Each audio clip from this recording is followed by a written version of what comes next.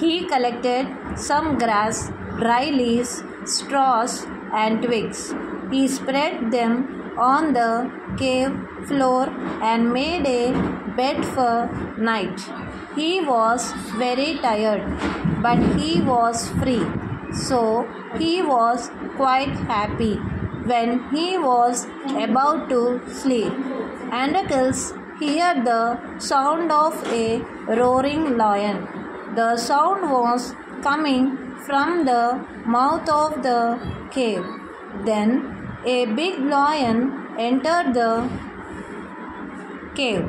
He was in great agony. He walked with a limping leg. He was in bad shape. Androcles was terrified. How could he fight against an injured beast? He thought that the injured lion would kill him. He closed his eyes and prayed to God. Then he felt something. He felt something cold. He opened his eyes. He saw that the lion put his paw in his hands. Androcles looked at the paw. It was swollen and injured. There was a thorn in the paw. So that was the reason why the lion had put his paw in the hands of Androcles. The lion was keen for the removal of the thorn.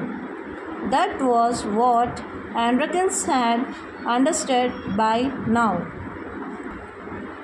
Androcles removed the thorn from the paw. Then he washed the paw with cold water. He put a piece of cloth around the paw. When he did so, blood stopped oozing out of the paw. The lion was relieved. He gratefully licked the hand of Androcles. Over time, Androcles and the lion became good friends. They roamed in the jungle. They hunted together. The lion was a good hunter. Androcles learned a lot from him. One day, Roman soldiers learned that Androcles was in the forest. They nabbed him and presented him before the Roman emperor. The emperor sentenced him to death. He ordered that Androcles be put before a hungry lion. Finally, the day came when Androcles was to be put to death. He was taken to a large arena. People were sitting around the arena.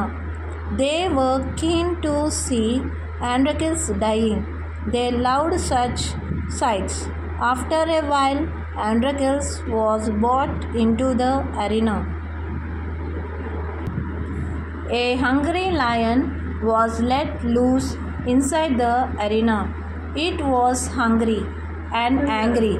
It not fed for 2 days. Androcles thought that his end was near. He prayed to God. But then he saw the hungry lion again. The lion did not growl. It did not attack Androcles. Instead, it came near Androcles and started licking his hand fondly. Now Androcles looked at the lion. It was the same lion that he had helped in the forest. It was the same lion he had played with. He was happy, for he had met his old friend again. The emperor and audience were amazed by this. The emperor asked Androcles what had happened. Androcles told him the story of the jungle. The emperor ordered that the lion and Androcles be set free. They both went to the jungle. They lived happily ever after.